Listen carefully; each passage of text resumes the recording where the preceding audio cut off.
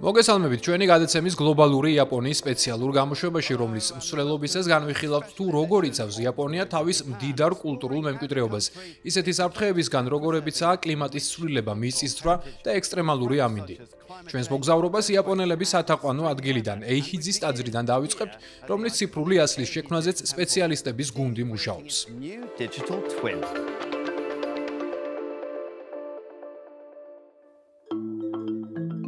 ეიჰიძის ტაძარი 1244 წელს ბუდისტმა მეცნიერმა დოგენმა დააარსა. ტაძრის სახელი ითარგმნება როგორც საუკუნო მშვიდობის ტაძარი. თუმცა ეს მშვიდობა 800 წლის განმავლობაში 8-ჯერ დაარღვია დიდმა ხანძარმა. ახლა კი კლიმატის ცვლილების გამო ექსტრემალური ამინდის ალბათობის რისკი იზრდება, როგორც ბერი ჯუნდო იშიდა გვიხსნის. აქტოვლის მოსვლა ბუნებრივი ამბავია და ამისთვის მზად ვართ, მაგრამ ბოლო დროს ძალიან მაფიქრებს კლდეების ჩამოშლის საფრთხე. გვადარდებს მეწყერის რისკიც. კიდევ ერთი პრობლემაა მომატებული ნესტი და ძალიან მადარდებს, მაინც როგორ აისახება ეს შენობებზე. ყველა ამ საფრთხის გამო ტაძრის ციფრული ასლის შექმნა გადაწყდა. ამ იდეას რომ ხორცი შეასხან, დურგლობის ოსტატები ლაზერებით ასკანერებენ თითოეული შენობის ხის რთულ სტრუქტურას. სკანირება ძირითადად სხვენსა და საძირკველში ხდება, სადაც საუკუნოვანი ხელით ნაშენი ხის კუთხეების ასლს იღებენ. ხის კონსტრუქციის პრობლემა მისი დაფარული ადგილებია. აქ არის როგორც ღია და მყარი გადაბმის ადგილები, ისე თვალით შეუმჩნეველი გადაბმის დეტალებიც, რომლებიც განთავსებულია სხვენში ან იატაკის ქვეშ.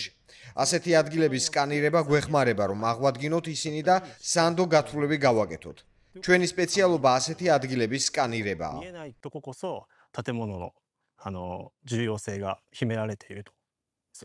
なので自分たちとしてはそういうところに特化させた取り方をしています。 ღრუბლის მონაცემთა ბაზაში შენახული ციფრული ასლი იმდენად ზუსტია და ხის დეტალების ზომები იმდენად სრულყოფილი, რომ თუ საჭირო გახდა, მათი აღდგენა სულ ადვილად შეიძლება. ციფრული ტექნოლოგიის ერთ-ერთი ძლიერი მხარე ის არის, რომ ღრუბლის სისტემის მეშვეობით ხდება სკანირება, რაც საშუალებას გაძლევს აიღო ზუსტი ზომები, რათა უმცირესი დეფორმაციაც არ გამოგრჩეს. თუ ადგილზე ზომა შეგეშალა, შეგიძლია იგივე ადგილი კომპიუტერში ნახო.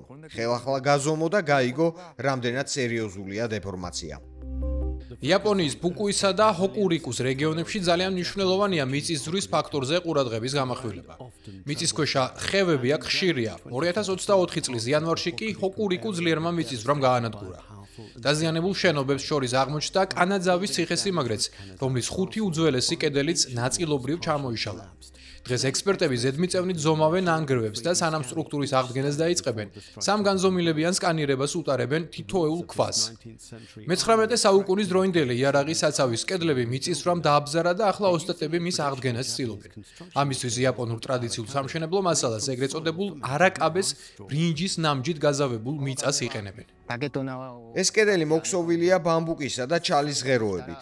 შემდეგ მას ეგრეთ წოდებულ არაკაბეთი ვავსებთ. როდესაც ეს მასა გაშრება, კედელს კიდევ 4 მაგ ან 5 მაგ ფენას ვამატებთ სიმტკიცისთვის და ბოლოს ბათქაშით ვაპირკეთებთ. ეს უძველესი სამშენებლო მეთოდი მრავალმხრივ სასარგებლოა. არაკაბეს იმიტომ ვიყენებთ, რომ ის აქრობს ცუდ სუნს, უძლებს ნესტსა და ხანძარს.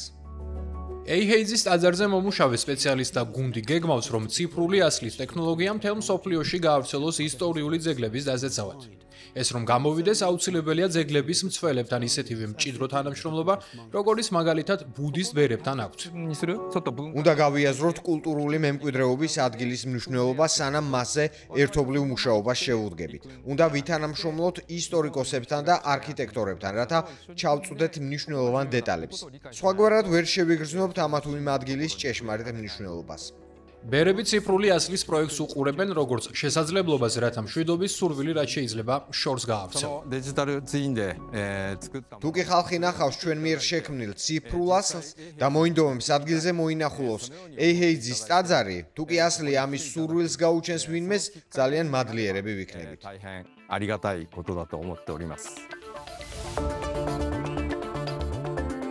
დიდი მადლობა რომ გვიყურეთ. იაპონიის შესახებ უფრო მეტის გაგება ევრონიუსის ვებგვერდზე შეგიძლიათ. მომავალ შეხვედრამდე. See you next time.